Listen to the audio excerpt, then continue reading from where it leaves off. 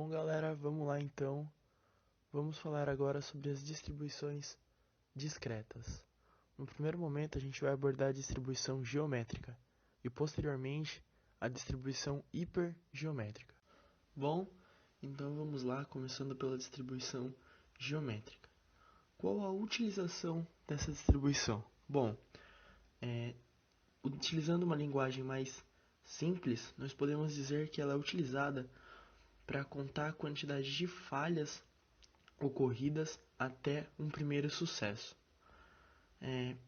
Por exemplo, como a gente pode ver na tela, a quantidade de peças conformes produzidas até a ocorrência da primeira peça não conforme.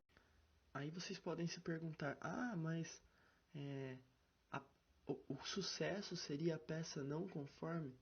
Pois é, aí essa caracterização de sucesso ou falha vai depender da contextualização de cada exercício que nós faremos ou cada situação que nós nos depararmos. E para que essa distribuição geométrica seja aplicável, a gente deve primeiramente fazer algumas ressalvas em relação ao tipo de experimento em observação.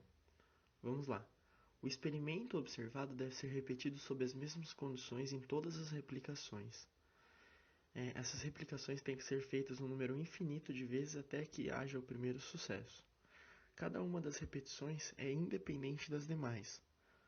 E a probabilidade de ocorrência de um evento rotulado como sucesso, ou seja, a probabilidade do evento, ela tem que ser a mesma em todas as repetições. Ela não varia de uma repetição para outra, ou seja, esse evento, essa variável aleatória é uma variável aleatória com reposição. Nisso, nós já podemos olhar aí a cara da função de distribuição de probabilidade da variável aleatória geométrica. Ela é dada pela probabilidade de sucesso multiplicada pela probabilidade de fracasso, que é o complementar da probabilidade de sucesso, elevada a um expoente de k-1, onde k é a realização da minha variável aleatória. A função de distribuição acumulada vai ser a somatória de todas as realizações da minha variável aleatória aplicadas à função de distribuição de probabilidade, como vocês podem ver aí na nossa definição. O valor esperado e a variância serão dados, respectivamente, como vocês podem ver aí, por 1 sobre p, para o caso do valor esperado, e 1 menos p sobre p ao quadrado, no caso da variância. Essa distribuição de probabilidade que a gente está estudando agora possui uma característica muito peculiar e que não é notada em grande escala em outras distribuições, que é a probabilidade de falta de memória.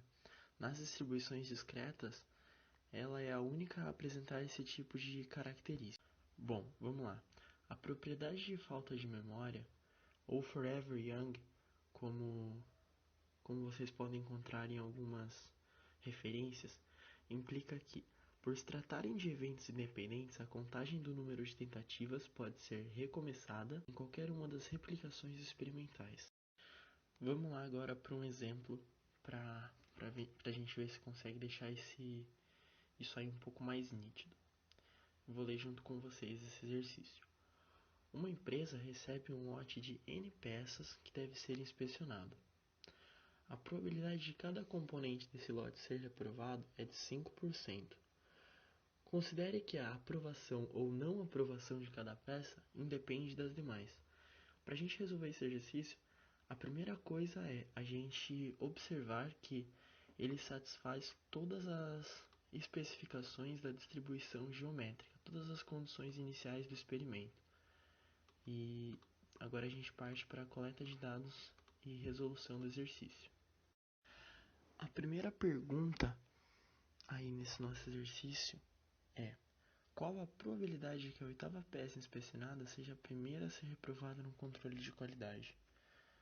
Nós podemos resolver esse exercício simplesmente aplicando os conhecimentos que a gente já obteve nessa aula, como, por exemplo, nesse caso, aplicando a função de distribuição de probabilidade, que, como vocês podem ver, foi aplicada aí e resultou num valor de 3,5.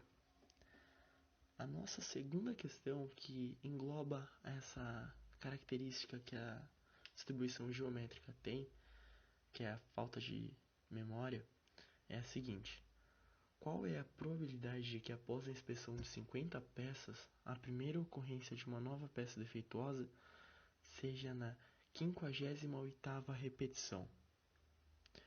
Vamos lá. No segundo caso, a gente deve considerar o marco de 50 peças como sendo um reinício, como vocês podem ver aí na tela.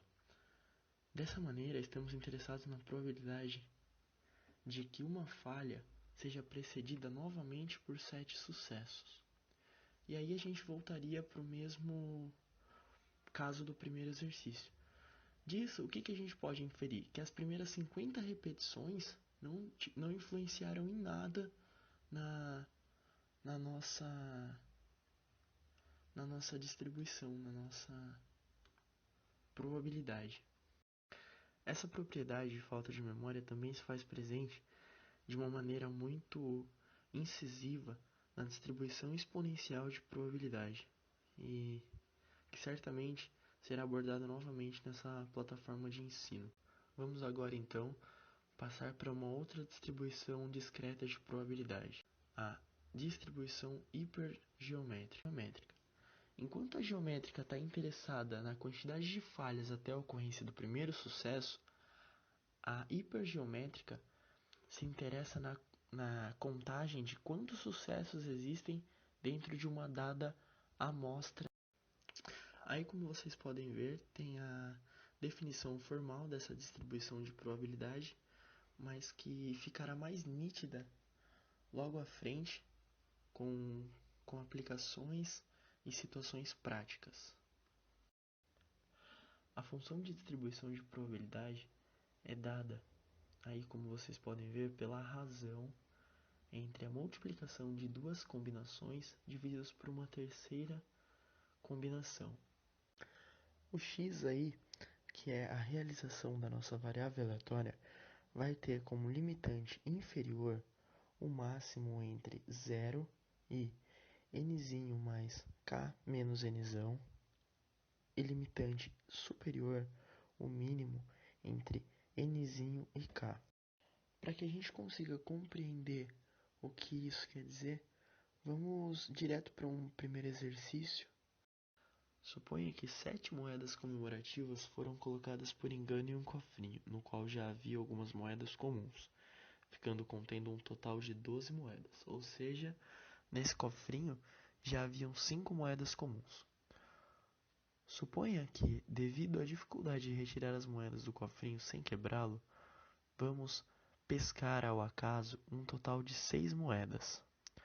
Qual o intervalo no qual a variável aleatória x, que designa o número de moedas comemorativas retiradas, está compreendida?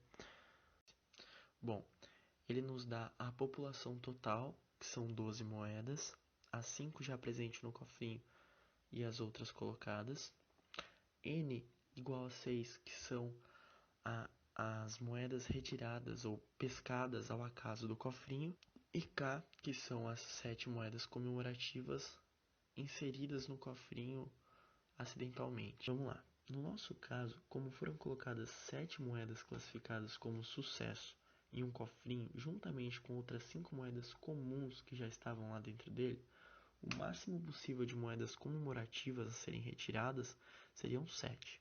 Mas como a amostra de moedas pescadas de dentro do porquinho é apenas 6, ficamos com o mínimo entre esses dois valores como limitante superior.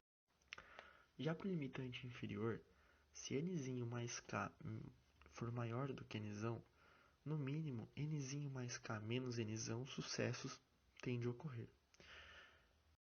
O valor esperado e a variância são dados respectivamente por nzinho vezes k sobre nzão para valor esperado, o que quer dizer que quanto mais se aproximar a nossa amostra da população total, mais perto o valor esperado estará da quantidade de objetos classificados como sucesso presente na nossa amostra.